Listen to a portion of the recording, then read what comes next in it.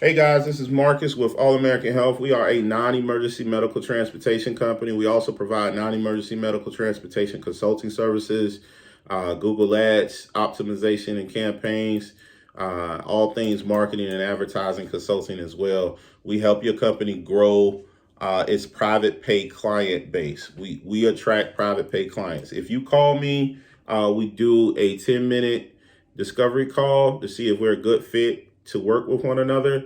But inside of that 10-minute call, I actually will give you some good pointers on how to grow your business. I was on the phone with a consulting client about a week ago, and we actually discussed employees and how to bring in more employees to his company.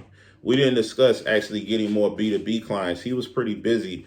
He had a mode of care contract that he was kind of rolling out of, but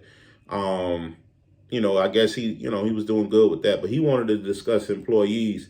So I had a conversation with him about employees.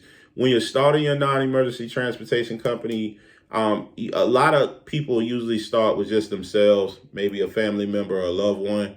But when you start growing, you have to start bringing in more people, and you want to be prepared for that. You don't want to react because reacting will actually put you in a tough spot. You'll find yourself bringing on just anybody. You want to grow organically. You want to take on new clients. You want to make a lot of money, but you want to make it the right way. Bringing on the wrong type of employees will put you in a tough situation.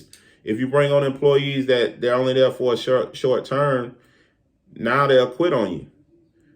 If you bring in employees that think they're the smartest person in the world and they should be in charge of things and running things, then they're going to give you a headache. I had an employee one time try to talk the drivers into forming a union.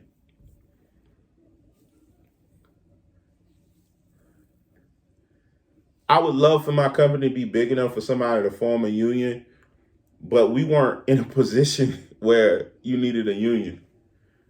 I fired the guy, but before I fired him, I spoke with all of my drivers first, and I told them, I said, look, if y'all have a problem, come talk to me first. Don't start trying to form a union. I'll fire all of y'all and start over tomorrow.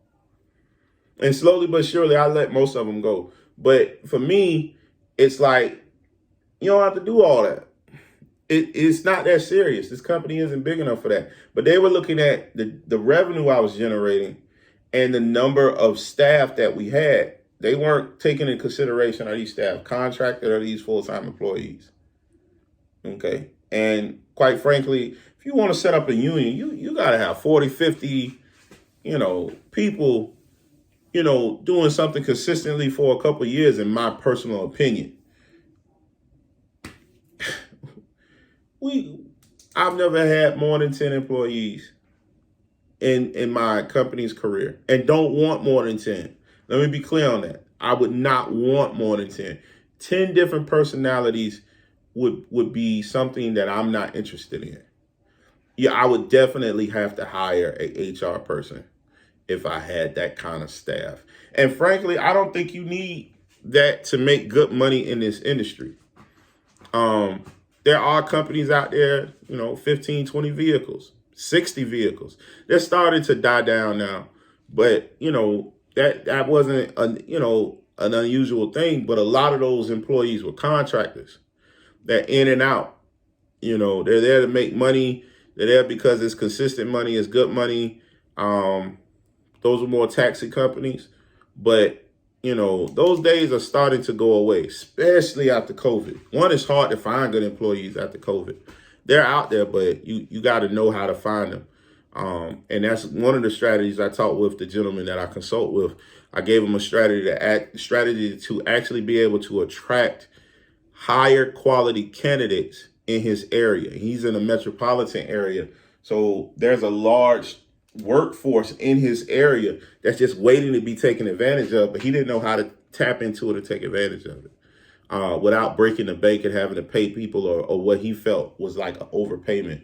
So I actually gave him some resources that he could connect the dots with and actually grow his business without increasing how much he's paying right now, or at least not going overboard or going over his budget.